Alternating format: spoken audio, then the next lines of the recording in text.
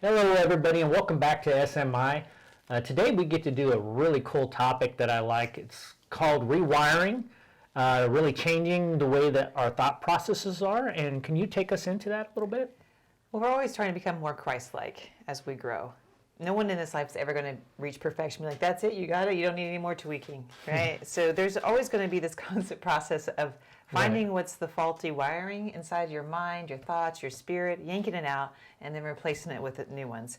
So this goes back to the scripture, Romans 12:2. Do not conform to the pattern of this world, but be transformed by the renewing of your mind. So as we grow, we're still always creating new brain cells, and we're becoming more of something. And those thoughts that are running through your circuits, they're strengthening. So we need to be mindful of that and find that those things that are on repeat in our minds, what are they, and challenge them.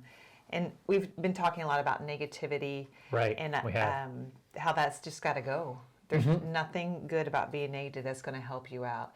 I'm not trying to advocate that you are oblivious or that you say something is good when it's bad, but you can be neutral. You can be factual, right? Like, this hurts, or that didn't go well, right? But then you have to stop where you break into the negativity of it all.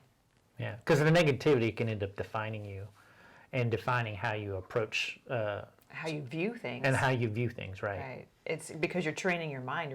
It's a wiring inside of you of how you perceive things and then how you make decisions. And another one that we haven't touched on for just a little bit, but it's prevalent a lot, is worry. And so if you're not negative, you're fearful, you're worried, like, what about this, what about that? And we're not really designed to worry. We're designed to be in a codependent relationship with Christ, providing all our needs, right? So there's no need to worry when God is your Father, right? Because He's got it. No matter what happens, how bad it can look, it's okay. And worry is, like Jesus said, you can't even add inches to yourself by worrying. So there's no benefit to worry. And I'm not saying to just paint a rosy picture of something that's awful. That's not necessary either. We don't have to go a 180 out of what we're not supposed to do. You can just be quiet. So as a life coach, what are some of those things that we can do as far as our transformation process? Because I think a lot of people go, yes, I get it, I shouldn't worry, right? And I get it, but we deal with a lot of issues in life that are really beyond our control, right? So what are some of those things that we can do when we think through, well, how do I really transform the way that I think, and how do I really renew our mind? What are some of the things that you would tell people?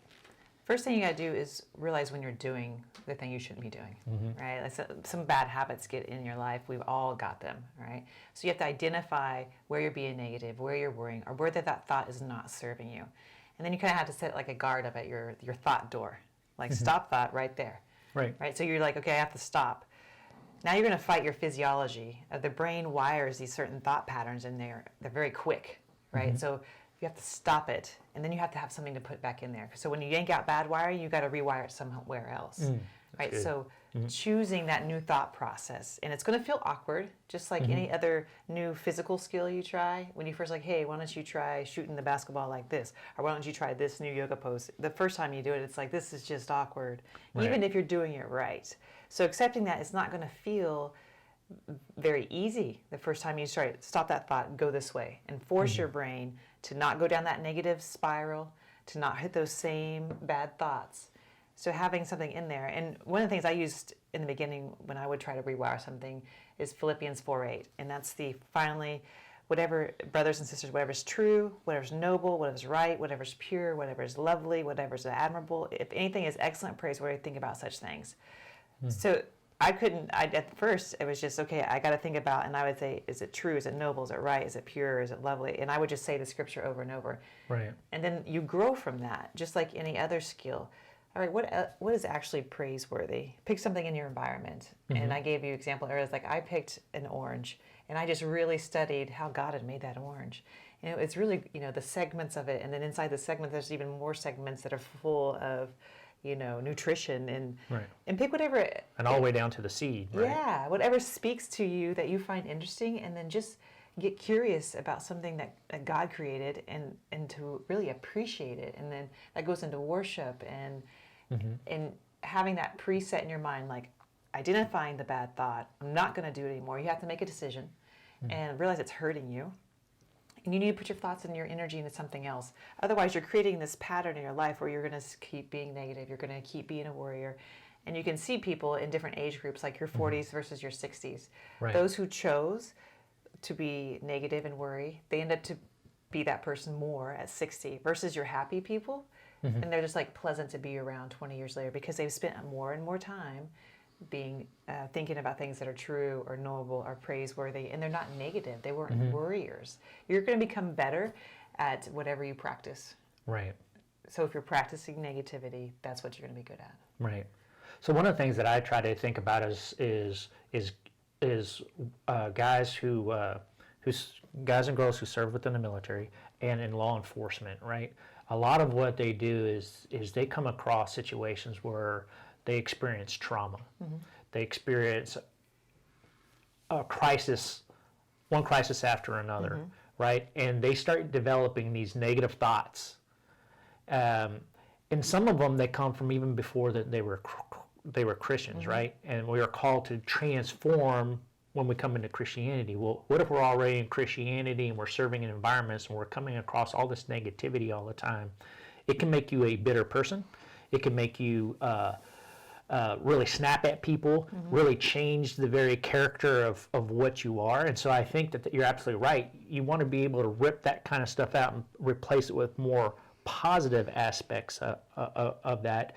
And what I try to do a lot of times is help people try to go into the idea of redefining when you're going through your rewiring process of who it is that you want to be and who it is that you're called to be to do. Yes. And so within that, as a police officer or as a service member going through that, we would always identify with what it is that we do, but we end up finding ourselves being transformed into the negativity of what we're exposed to.